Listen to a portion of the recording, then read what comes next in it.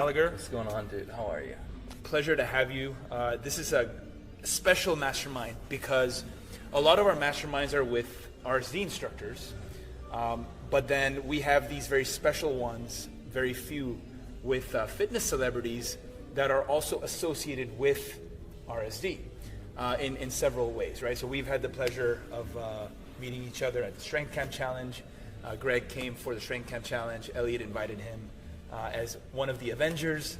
It was really good, and I learned a lot about you even before that as well as after that in terms of intermittent fasting and the tips that you give to people, because it's such a discipline. It's so hard to do, especially if you're used to eating those 5-6 meals a day that we've been told to do, for the stupid people of the past. It's going to slow down your metabolism and so on and so forth. So let's get started with sort of what if you had a takeaway, right? So your entire career, your entire life, you've dedicated to contributing to fitness and providing value to the world, not just increase your testosterone and kind of get more fit and feel more healthy, but also to get the physique that people desire, right? So you're customizing physique types to what people want, because you don't want to just, if some guy wants to bulk, you're not going to say, oh, here, do this. You're going to have him bulk. So your entire career up to this point, what takeaway would someone who doesn't know anything about you, what takeaway would he get from you, and what value can you provide for someone like that? I think more than anything with Kinobody, I really try and penetrate through all the bullshit and give people exactly what it takes to achieve the results they want. And so that's why people really resonate with my approach. It finally makes sense. So on one hand, getting the body you want comes down to leanness, definition, having that low body fat. And as you know, having too much body fat contributes to estrogen and reduces testosterone. So on one hand, it's about having that low body fat, and how do we do that? And that's pretty much from creating that calorie deficit that taps into body fat. And stuff like intermittent fasting just makes that way easier. Because instead of eating 5-6 meals a day and trying to eat at a deficit, where you have to have small meals, now you can eat the foods you want. And then the benefits to fasting with increased growth hormone, and it really works with your body and puts you in that anabolic state. It balances that catabolic, that fat burning, with like the ability to recharge. So IF works really well within that context. And the other part of it is building the muscle. Right. And the easiest, most simple, logical way to look at muscle growth is it's a functional adaptation. We're not building muscle because we're not telling our body, oh, let's look sexy, let's put on muscle. Yeah. We're telling our body, hey, we have this challenge that we're dealing with, every week, and we're imposing loads onto ourselves. We need to overcome that, and we overcome that by building more muscle so we can handle heavier weights and handle more training. So I think people get so focused on trying to put on weight on the scale, which is it's a losing proposition, because if you're trying to gain muscle, you're like, oh, I want to gain 20 pounds, you look at the scale weight, that 20 pounds could be 20 pounds of fat. So you have to, you have to look at, okay, if I want to gain 20 pounds, well, that's what I tell people. I'm like, let's say you can only do 5 chin-ups. Let's say you can only bench press 135 pounds. If you want to gain 20 pounds of muscle, if those lifts don't change, you're not going to put on muscle. So it's like, let's get you up to doing 50-pound chin-ups for 5 reps. Let's get you up to 200-pound bench for 5 reps. Let's get you up to doing 250-pound squats for 5 reps. Those lifts are going to drive muscle growth. Gotcha. So if you're eating properly, if you're training properly, and let's say you take your lifts up 30, 40, 50 pounds, there's no way in which your body isn't going to change. You're not going to have someone that's doing 100-pound chin-ups, incline pressing 250 for reps, and that is like, oh, I just can't get my muscles to grow. I just can't, I'm just chestnuts growing. So it's a combination of, getting really lean through proper dieting, making sure you're getting sufficient protein, fats, and carbs. A lot of the diet industry likes to demonize something. No, let's cut out carbs to get lean. Let's cut out fat to get lean, which is, I think, horrible. So getting the proper amount of calories, good amount of sufficient protein, nice balance of foods, and then training to get stronger. When you start doing those things together, you don't have to spend 7 days in the gym every day. You don't have to obsess about, oh, I had a little bit of chocolate. It's like, no, you're hitting the right calorie intake. You're getting sufficient protein. You're training and you're getting stronger. It's like, as long as you got that in, you don't have to obsess about all this other nonsense. You don't have to obsess about, oh, just like if I'm having the perfect, it's like just do that and you'll see amazing results. And I think people put so much effort into trying to they're obsessed with their diet, what they're putting in their, they're just chronically obsessed about it. It's like, oh, am I allowed to have this on my diet? And they're constantly obsessed about what training routine am I doing? I'm like, dude, are you hitting the right amount of calories to get lean for your goal, to build muscle? Like, are you eating a surplus to gain? Or are you eating and they're like, oh, I don't know. I'm eating chicken and broccoli and brown rice. I'm like, well, how many calories? Like, I don't know. I'm like, well, if your goals get leaner, you're gonna make sure you're eating a deficit. And they have no idea of the important stuff. So people are like so obsessed with like all this idea of like the perfect plan of like eating clean and this 6 meals in every 2 hours. They forget about the important stuff. Are you getting stronger? Are you getting the right amount of calories? If you're not doing those two, it doesn't matter if you're training 6 hours a day or eating. Right. So I get people to focus on what matters, and in turn, they see incredible results in the most like effortless way possible. Got it. You talked about the bullshit. There's a lot of bullshit in the industry. A lot of people they have hidden agendas because they want to make money and they want to sell stuff. Do you know what someone can do? So a confused kid, right? Some kid with doesn't even have to be an RSD student. It could just be someone who's trying to get stronger, trying to look better. Because a lot of people get into this because they want to look better. They don't give a shit about strength, right? But you're saying that obviously they're correlated. Well, how should they start? What should they do? You know what I would say is the main driver of finding out what's going to work best for you is being methodical. It's taking the time to go into the mirror, take a picture of yourself, weigh yourself, take your waist measurements, take your arm measurements, go into the gym, see how much weight you can lift with proper form, get all this data, right? You got all this data, or data. Do you say data or data? I don't know. I'm Canadian. Data. So data, okay. I'm Canadian too, so we say data. So data. So you have now, before you even start something, have all this data of like, you know what? Okay, I weigh 150 pounds. My waist is 34 inches. I can bench press, 100 pounds for 5. Get this data. It's like, hey, now what we want to make sure that, your strength is going up. We don't want your weight, if your goal is to stay lean and build muscle, you don't want your waist to go up. You don't want your waist to go into 35, 36. It means you're getting fat. Right. So you want to have all this data, and then you know what? You can follow a shitty program. You can follow a really crappy program, and then you might figure it out. You'd be like, holy crap, you know what?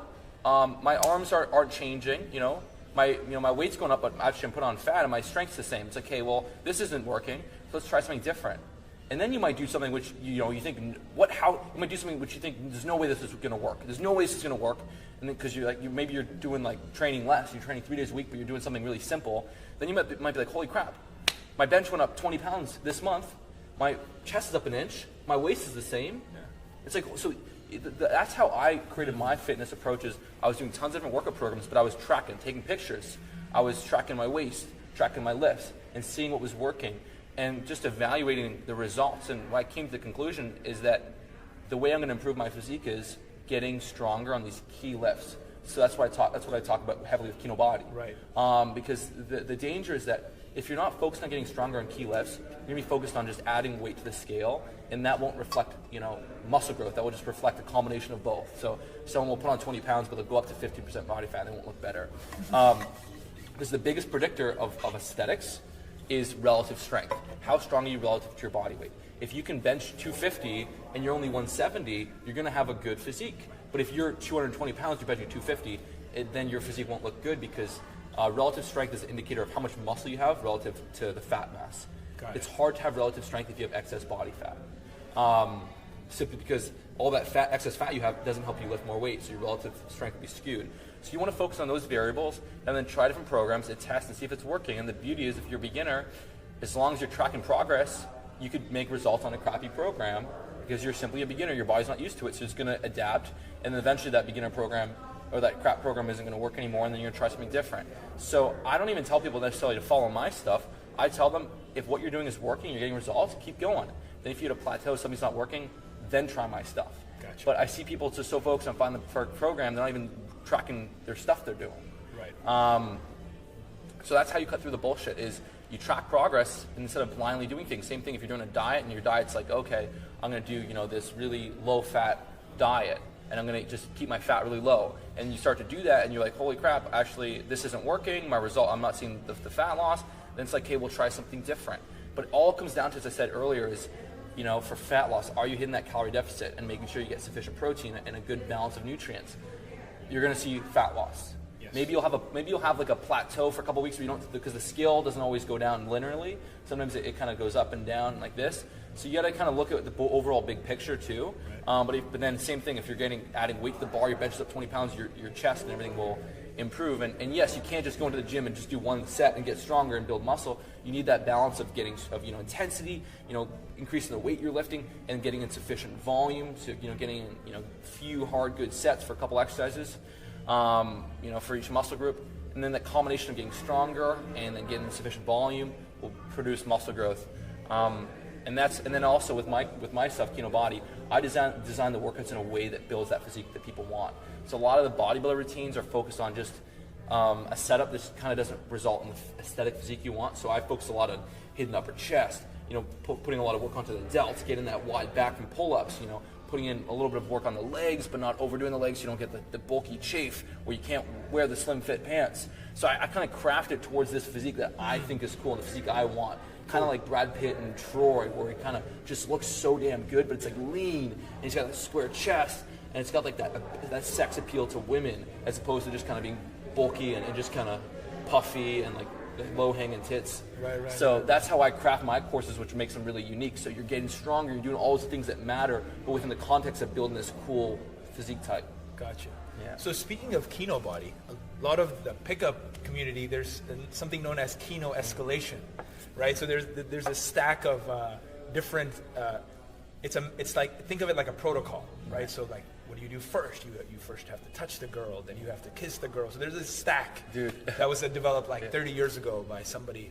So it's Kino escalation now. Now we have Kinobody, right? So speaking of pickup and confidence, right? Because obviously you weren't always like this. You've gone through a transformation yourself in your physique. What have you seen in terms of approach anxiety or confidence? So when you go to a club, we've pimped together, but I want you to tell the audience, when you go to a club or anywhere you see a girl, has there been a change in your approach to talking to the girl, as well as just the way you feel inside, your inner security and inner peace, before you actually go and pimp? Right. Well, I'll say a few points. The first is, when I created Kinobody, I was aware of the seduction industry. Nice. And the whole idea was building this body girls can't keep their hands off of, so they have to Kino you. They want to fucking touch you. Yeah. That was the whole spin-off. But I never really told people that. I just kind of kept this like a cool little secret that people kind of figure on their own. Secret's out. Yeah, secret's out. I know. I spoiled the prize. Love it. But I think there's like two things. Like, if you're not comfortable in your own skin, if you're not confident with the body you have, if you kind of look in the mirror and you're like not happy with what you see and you're just like, it's gonna derail a lot of your confidence with approaching women and in life in general. So on one hand, it's like when you build that body that you're proud of, and you're just confident, then you'll have more confidence and more self-belief and even more charisma when you talk to girls, because you feel comfortable in your skin, you're happy with the results that you have. Very cool. So on one level, just the way you carry yourself will be improved, that inner game kind of thing. But on another level, it's like when you have like because when I was shy as a kid, and then I started to get results training, and I started to build muscle, and gave me that confidence. Like, not the confidence just because I looked better, but the confidence because I could do something. I knew that I was changing my body. Every week I was coming and I was getting stronger. And so it's like, if I can do this, I can do anything. I can get better at school. I can get better. I can build a business. I can approach beautiful women. And so so then there's like that whole inner game that kind of improves when you challenge yourself and you build this better physique. But then of course, a lot of the girls, they like the nice bodies, and it just kind of some girls will with the body, some girls will be like, it's like a nice plus. Other girls are like, that guy's got a nice body, I want to fuck him tonight. There's the two different parallels, but it makes a big difference with meeting women. And also, like, how girls are like guys are more about looks than girls are. It still plays into it at a big point, especially like in the bedroom, like when you're having sex.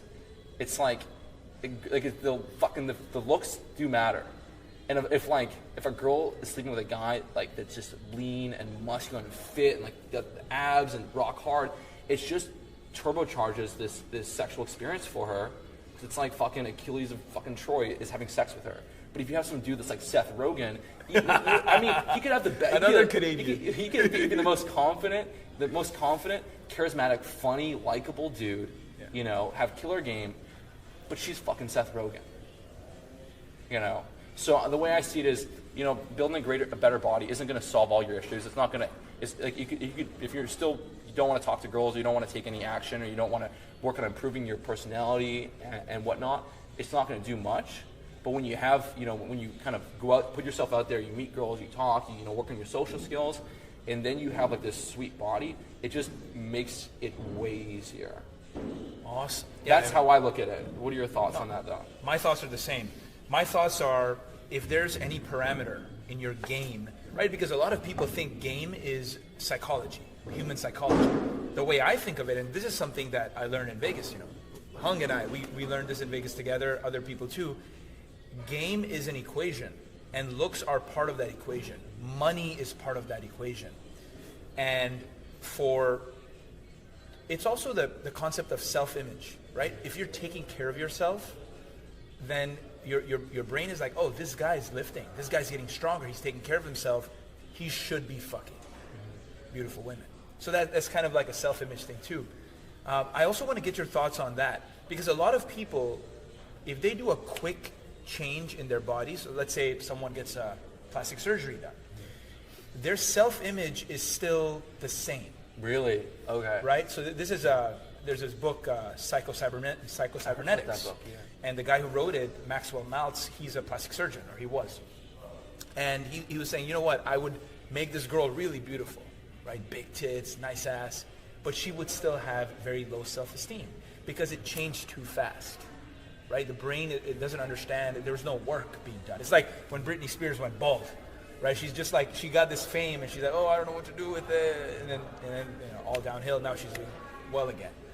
But have you seen that in all your clients in terms of their self-image kind of changes? Like they become different people from the inside? Yeah, and yourself. Yeah, I do this thing where I have people that follow my courses. I give them the opportunity to submit a transformation, which I'll post on my site. We get tons of them submitted, and it's hard to keep up and post them. So you gotta go through do work to put them up on the site and whatnot. But the last question is like, how is this journey, this 3 months or 2 months or 6 months, change your life? And in every case, it's unbelievable what happens when they go through this process of actually changing the behaviors, training, putting in the work on tracking their nutrition, like taking control of their life.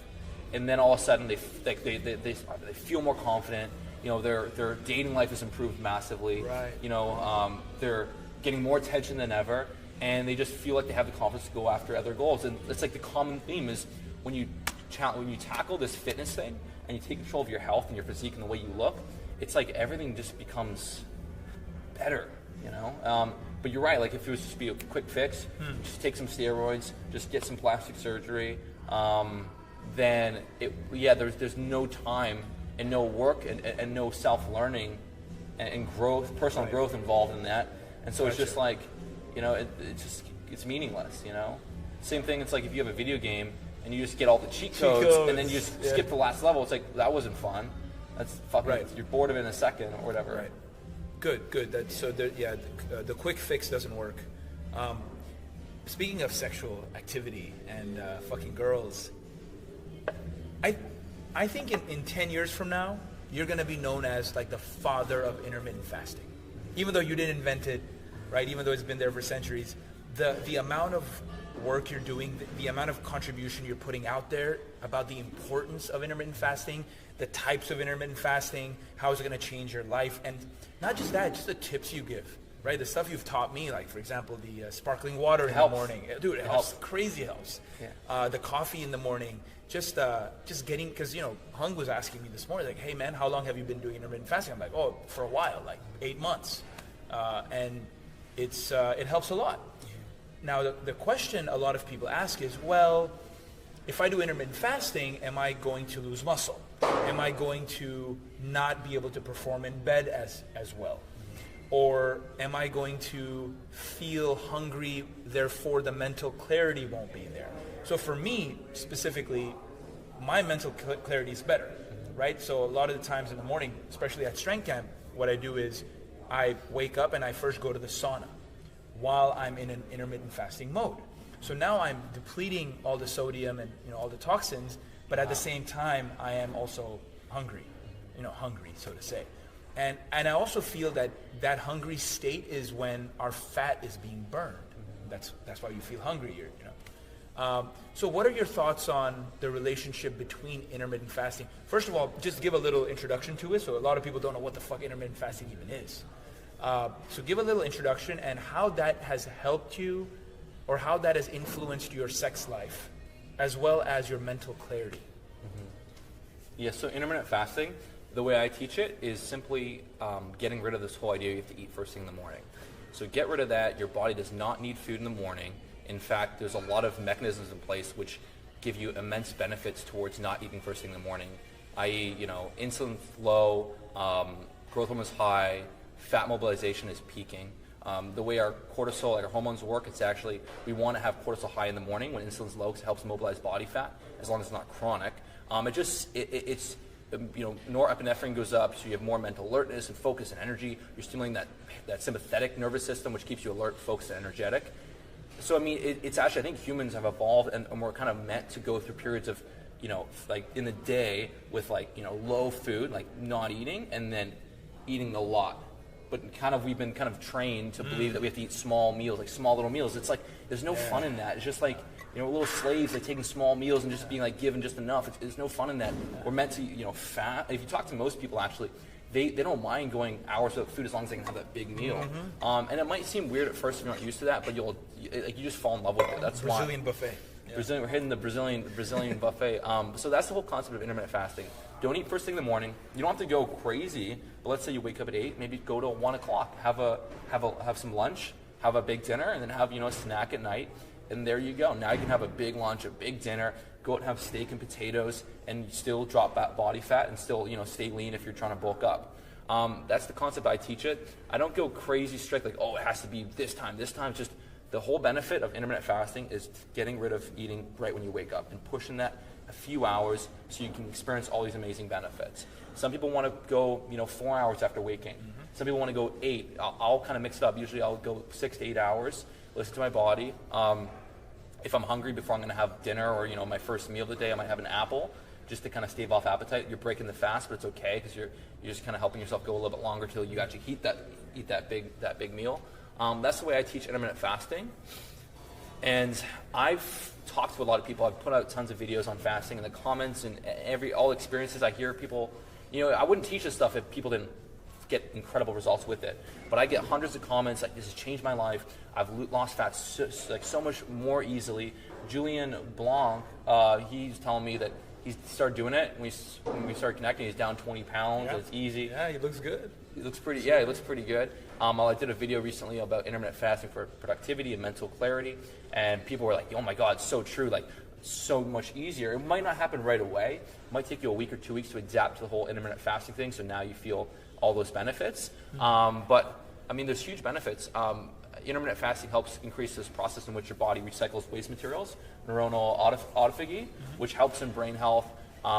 It actually reduces the risk of like Alzheimer's, Parkinson's, neurodegenerative diseases. I mean, intermittent fasting is great for overall health and brain function. So in that sense, you should be able to experience good results with, fasting and being more productive because now you don't have to cook and clean and prepare meals. Sometimes when you eat, we want to keep eating. It's like, I had breakfast. Now I'm thinking about having that muffin or whatever. And so that's me. It's like if I start eating in the morning, I just want to keep eating. And some people even say that in the morning when cortisol is high, and when you spike insulin when cortisol is high by eating, it can trigger a rapid drop in blood sugar. That's right. Which can cause that hunger 30 to 60 minutes later. So you eat breakfast in the morning, you spike your insulin, now blood sugar crashes, and now you get those cravings to kind of eat something, and you're in this, and then it's really hard to get lean because you're just constantly thinking about food. Get rid of that. Now you're clear. You're not worried about eating. You just have this mental clarity and really strong focus and discipline. I find that since I've been doing intermittent fasting, my willpower is higher as far as doing work. I don't like during the day when I'm fasting. I just want to work. I'm down to go and do some articles and write on new courses and interact with people in a work context. Whereas when I used to do breakfast, I'd be like, you kind of just, I'm like, I'll just play some video games or whatever. So I just find it really sets the stage for changing your whole life in general. And as far as women and fasting, it gives you that freedom. So You're not like that loser that's like eating chicken breast, like, you know, Tupperware, like at a Tupperware every 2 or 3 hours. It gives you that freedom to go out, and if you want to get dinner and drinks with a girl, you can. So you have that while staying lean, so you have that freedom. And I mean, there's benefits towards intermittent fasting with testosterone.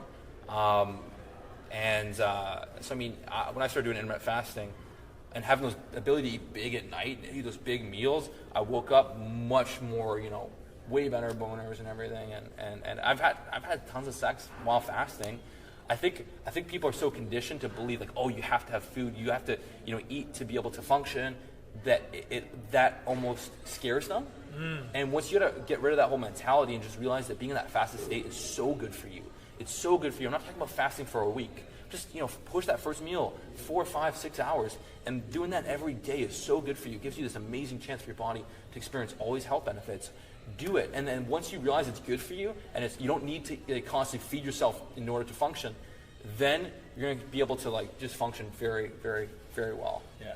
You know, one thing I feel is that people are so conditioned to eating a certain way, right? So like my parents, for example, I tell them to do intermittent fasting, but my dad, he'll wake up in the morning, he'll always have his fiber. You know, he wants to have this little fiber thing that his powder he puts in. And I always tell him that, man, you got to skip that first meal. Just like let it go. But it's years and years and even decades of conditioning that they've been programmed with, right? TV commercials, talking to their friends. Just this environment is so much about eating cereal and waking up and eating eggs all the time.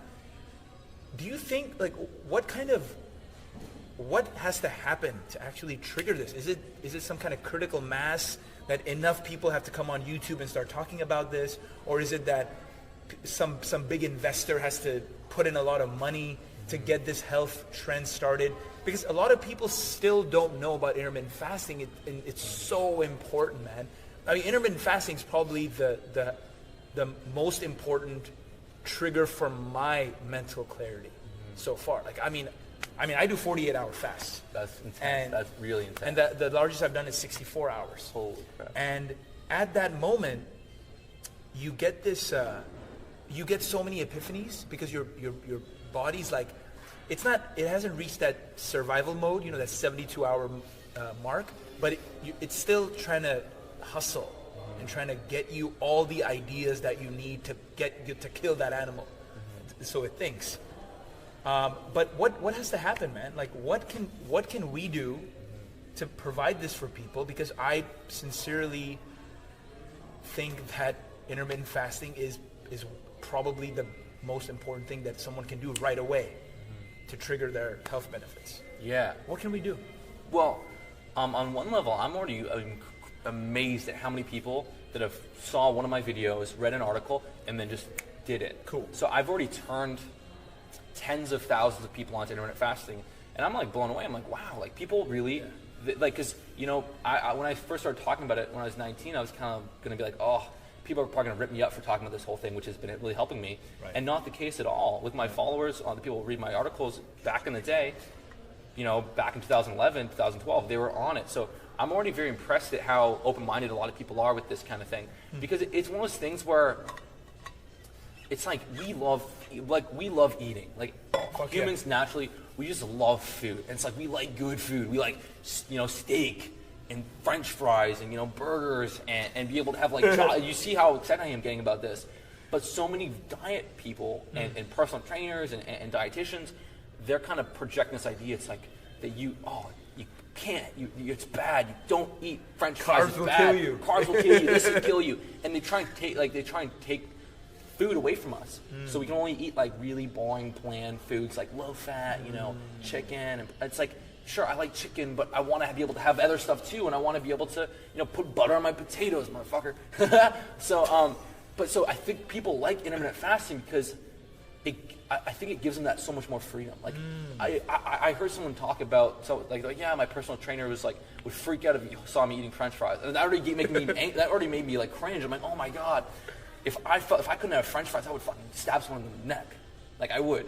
Like I want to. So I think on one hand, it's like people will get turned on to it because it's such a more enjoyable lifestyle.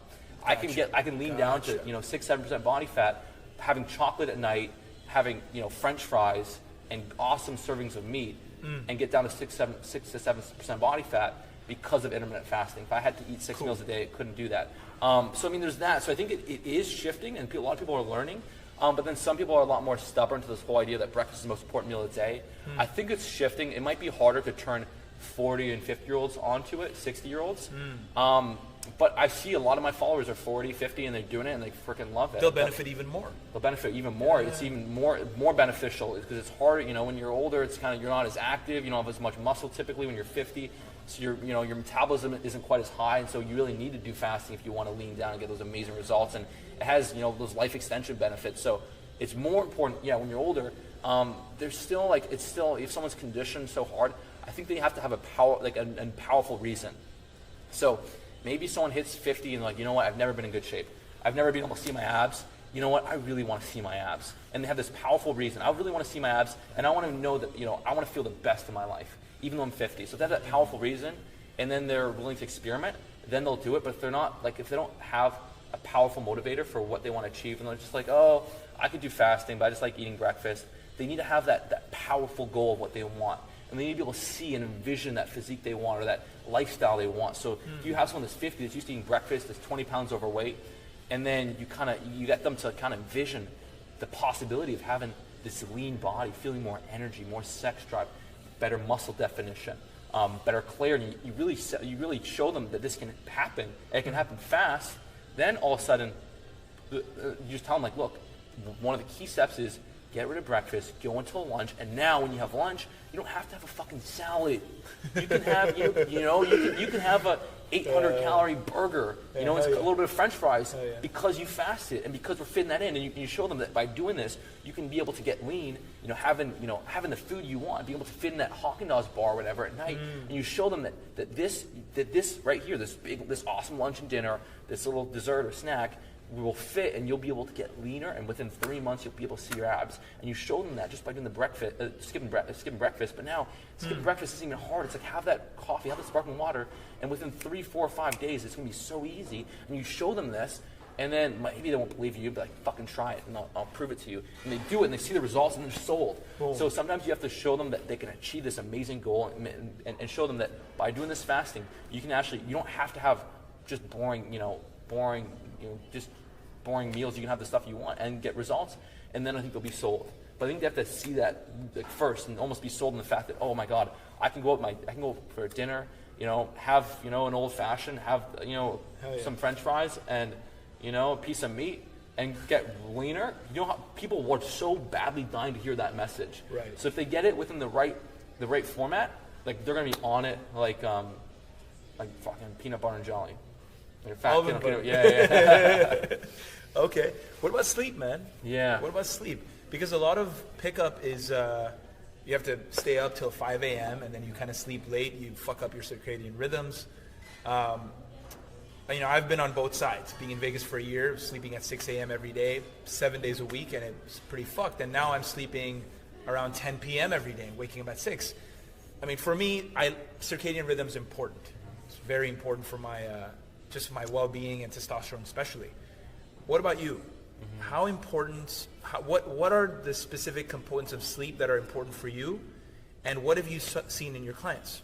Well, I think, I think people listening can just look at their own experiences with not getting sufficient sleep. Okay. One thing that can happen is if you're not sleeping enough, you might get more cravings, so it might be harder to stick to, hitting your calories. Good point. So that's one thing that might happen is if you're not getting enough sleep, you might start to crave more and want to eat more as a response to being sleep deprived. You might have a harder time focusing. Gotcha. And being able to work hard and being able to be at your best because you're low in sleep. Testosterone levels are negatively impacted, of course, from getting not sufficient sleep. So you definitely want to get enough sleep and hopefully be able to structure your life in a way where you can get those 7, 8 hours, 9 hours if that's your thing. But at the same time, I would tell people, some people, if whatever reason their lifestyle, everything, they got kids, this and that, and they're only able to get 6 hours a night, well then I wouldn't stress about that. I wouldn't tell yourself, oh, I need to get 8 hours. If you can't do it, just be like, you know what? Because I think a lot of times we convince ourselves something's bad for us and we can't change it, that will have negative consequences. So if I convince myself that like, let's say I'll work a job, I can only go to bed at 3 in the morning. It's like, oh, I'm never gonna get results because I can only sleep at 3 in the morning. It's like, fuck you can get results. Fuck yeah. You can. You know, make the best of whatever situation you are in, and tell yourself that this is gonna work regardless. So it's so you're going to bed at 3 a.m. It's like, you know, I bet you if I told you that the key to fucking getting the best physique possible is you go to bed at 3 a.m. 3 a.m. everything will change, man. Don't even go to sleep at 10. No, that's wrong. If you stay up late, those peak hours, or your body's going to make the amazing results. And then you sleep in from 3 to 11, and that's where you know. So, I mean, you want to believe that whatever if you can't change your situation, you want to believe it's going to be the best situation. Fuck yeah. So, because I see people that kind of get so neurotic about trying to have everything perfect. It's like, you can't have everything perfect, you know, that it almost will work against you if you're stressed out about things you can't control. You know, it's like, oh, I'm going out to eat out at a restaurant. It's like, what if they put you know, this kind of oil in my food? And it's like, hey, just kind of focus on, you know, live your life. Yeah. Do 80-20. 80-20. Focus on the big overarching stuff. You know, training consistently, tracking your results, you know, making sure you're getting sufficient protein and eating, you know, a balance of food, of fats and carbs, and getting in, you know, the right amount of calories. Do that, you know, try and get sufficient sleep. And, you know, maybe you're someone that functions amazing on 6 hours, maybe you need 8. Like, do the best you can to have the best situation you can. Drink lots of water. Go out and socialize, be relaxed, and you know, don't drink like crazy. Like, don't have 10 drinks. You know, if you want to have a few, that should be fine. But, like, you know, try and just be balanced and do the best in your situation. But the worst thing, I think, especially people that are like just stressed about everything, like, probably the worst thing for testosterone is just being stressed like crazy, right? Like the high cortisol. And so if you're someone that's trying to have everything perfect, it's like, oh, I have to be in bed at 9, and I have to have this, and I got to make sure that I can't drink any water out of like plastic. It's like, you do the best you can. You know what I'm saying? Do the best you can. But if you the worst thing is, and I see this with some of my clients I used to coach, is that they're overthinking everything. They're overthinking everything. It's like, oh, am I allowed to have? What about the sugar and a sweet potato? Or, you know, what about this? And, you know, it's like, how many minutes before I eat should I train? And it's like, dude, just relax and live your lifestyle. Do the stuff that matters. Sure, if you can make these lifestyle changes that are helpful, do it.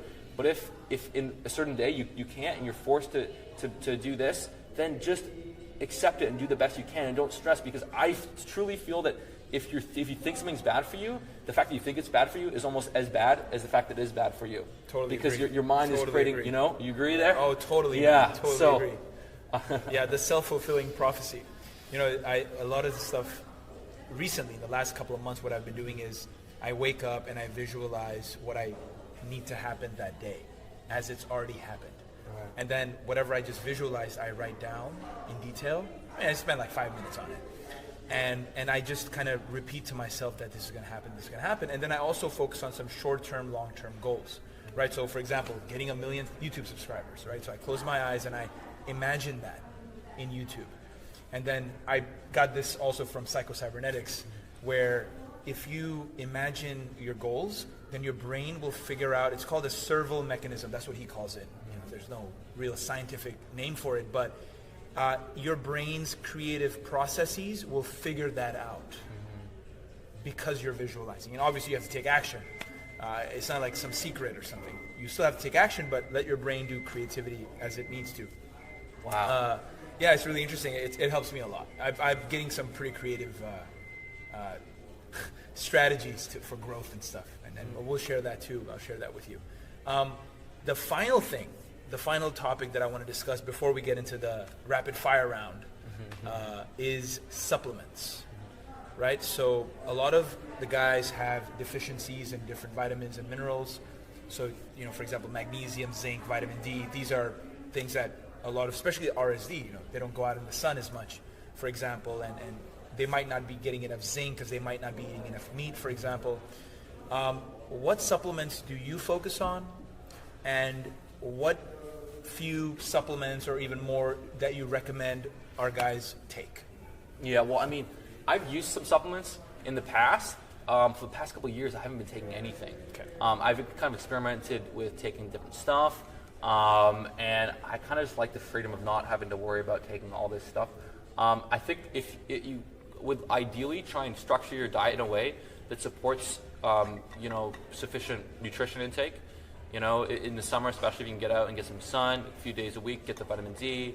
If you can, I think there's a lot of if you can eat a lot of meat, you can get tons of zinc, and really even beef has like creatine and stuff. Absolutely. So I think you should try and structure your nutrition in a way where you're getting a lot of good stuff, like eating some fruits and vegetables, and then the supplements. I mean, it's hard to quantify how much of a difference supplements are going to make as far as overall health and muscle building and fat loss. I know that for building muscle and fat loss, most supplements won't make much of a difference. If you're eating at the same caloric deficit, fat loss is going to be pretty much the same. If as far as building muscle, if you're making the strength gains, you're going to see muscle growth. Creatine can give you that initial kind of extra little bit of lean mass and improvement in strength. But I kind of feel like with creatine, it's like you get that little boost, but then you're going to see muscle growth at a similar rate. So maybe you're able to put on a few more pounds of muscle and your lifts go up, 5-10 pounds with creatine. It's not like by continually take creatine, you're going to experience a faster rate of progress. It might just be a little bit more ahead. So, I mean, there's supplements that are helpful. Like creatine for sure will improve strength and athletic performance. But you get that little bit of boost, and then you got to keep taking it to maintain that. But I don't know, maybe some people would say that it has like another effect where it actually supports the ability to gain muscle over the long term and whatnot. But I don't focus much on supplements, although I do know for testosterone, if you have a magnesium deficiency, zinc deficiency, vitamin D deficiency, that can all hamper testosterone production. So definitely trying to make sure your diet supports those vitamins and minerals is important. And I mean, I know some people do like the greens shake with athletic veggie greens and the athletic greens, whatever, the fish oils, the vitamin D, and then they supplement the minerals, and that's probably a good thing to do. It can be beneficial. I did that for several months, and then I just stopped, and I kind of just felt the same regardless. But yeah, I mean, there's research that I've looked into a couple years ago that said like magnesium can improve testosterone, vitamin D, zinc, and so forth. But as far as supplementation, I don't focus heavily on it. I actually kind of just tell people like, hey, I don't take supplements. I'm like, I just try and focus on hitting my my calories, my macros, doing intermittent fasting, and getting strong in the gym. And then I pretty much see amazing results. So I have, from the supplements that I've taken as far as fish oils and vitamins and minerals and greens and stuff, I've seen very, very marginal. I've seen not unquantifiable differences in my physique. And then I used to try and experiment with fat burners back in the day, and I just found, coffee is much better at blunting appetite. Yes. So I just focus on, instead of taking all this caffeine from my fat burner, I'd rather just have my coffee, which is amazing. So there's definitely supplements that can be beneficial, but I haven't been able. But honestly, it's not like I don't bother with it. Which are your favorite supplements that you've had good results with? So vitamin D, definitely, because a lot of the time, even if I do get sun, it may not be enough. It also depends on where you are. Do you do like 2,000 or 4,000 or 6,000 IUs a day? I do 10,000. 10,000, wow. 10,000, yeah, because it's also absorption of vitamin D, right? So you're taking 10,000 IUs, but it's not all going to be absorbed by your body. And I try to get a lot of sun. I try to get half an hour of sun every day, but I just feel like you can never get enough vitamin D. That's really important in testosterone. Yeah, so important, man. Even one of the strength camp trainers recently asked me about vitamin D, and I told him, and he started taking supplements, 10,000 IUs a day, and he feels energy right after taking it. So do you do that the magnesium stuff? I don't. Okay. I don't do anything for magnesium or for zinc. Vitamin D is pretty much the only supplement I take, and I've recently started taking Maximum Vibrance, which is Vibrant Health. It's a company, and I did a bunch of research on what are the best super greens in the market. I think of it more of a insurance, like Tim Ferriss talks about this, your greens insurance policy, especially if you're traveling, you're not going to be able to get all the broccoli and asparagus you need. So you just take a scoop of this greens drink and you're good to go. That helps me. That's I was super cool. I was taking athletic greens like a couple years ago, and then I just was like, dude, I was just like, this is like $150 Canadian a month. I know. For some green stuff. I know. And I was taking it, and at first I was like, oh, I'm feeling better. But then, weirdly enough, I was like, oh, feeling good. And then when I kept taking it, it just almost seemed like my body was just gravitating towards that extra amount of nutrition intake. It doesn't make any sense, but I remember like my first was taking it, I actually noticed it's like, oh, I feel better. And then I just was taking it every day, and then it just kind of plateaued. And I stopped taking it, I just felt the same. But I mean, that doesn't mean anything, because obviously, like, you might not feel every little bit of health benefit. But I was just like, you know what? I don't want to take this green shit every day. I don't want to spend that $150 on green stuff. And I'm like, you know what? My approach is just be relaxed as possible, focus on the stuff that matters. And I don't want to tell my audience to spend $150 a month on green stuff. It's not practical, it's not sustainable, and it's not necessary. Yeah. At the end of the day. All right, let's get into the rapid fire. Yeah. So basically the way it works is I'm going to say one word, and I want you to give a few words or a sentence at max of whatever comes to your mind when I say that word. Favorite exercise? I love, there's two, man, it's a split. Oh. But I like the incline press. Okay. Incline bench press. I love being on the bench, pulling the weight up and just rocking up incline press. With a girl on top of you. With a girl, you saw that. I saw it. Yeah. That was my watch that video. Yeah. Sick. And, I had this model girlfriend of mine at the time. She was sitting on side of me and doing the incline press, and that was good because I couldn't cheat. I couldn't lift my butt up. That's right. So, that's right. Yeah. That's right. And my testosterone was probably doubled. Oh my god. It probably doubled. Oh my god. I want to do that. It's on my list now. Next word is testosterone. Yeah. Dude, you know what I think about when you say testosterone? My dad was just this, big guy, just powerful, carried himself with so much energy and just larger than life. And I just, when you said testosterone, I was thinking about my father. Just, just that guy, just huge testosterone. And I feel like with testosterone is ambition. Like the more testosterone you have, the more ambitious you have. Oh yeah. You could I think the more you win. The more you win, man. I feel like you could almost put a clamp on your own testosterone levels by being a pussy. Yeah. I don't know. That's just, dude. So right. So right. Like because it's something called the winner effect. Okay. Right. So quick story. Mike Tyson, when he went to jail for raping that chick, 16-year-old chick. When he came back, Don King made him do 2 shitty fights that he won in like 30 seconds. It's because he wanted to make Mike feel like he was a winner. Right? So when you win, there's this sudden peak in testosterone, and then that stays for a few days. Wow. So it's pretty interesting. But yeah, man, winning is testosterone, losing is cortisol. Simple as that. The next word is healthy food. Steak, broccoli, potatoes. Love it. That's what I function best off of. I eat those meals and I feel great. And I know there's this huge shift. There's a huge YouTube thing trying to bash on meat. And it's like, fuck you. Yeah, fuck that. Fuck Bullshit. That. Fuck that. Stupid. Look at the results, man. The results speak all. Yeah. The last word is dime. Dime. Stunning, hot, 5'9", gorgeous model in a red dress. Oh, love it. Specific. Thanks, man. Appreciate you doing this mastermind with us. It's 10 out of 10. That's what I was yelling for. No, it is. It is. Yeah, okay, it's definitely not that dime. Yeah, no, and I was like... No, you said the right thing. Yeah. So that's Kinobody, Greg O'Gallagher. Find him on Kinobody on YouTube, kinobody.com. And now we know the secret. Kinobody comes from Kino escalation. Yeah. Which is so sick. I'm so happy I unraveled that for you unraveled it, man. First time ever.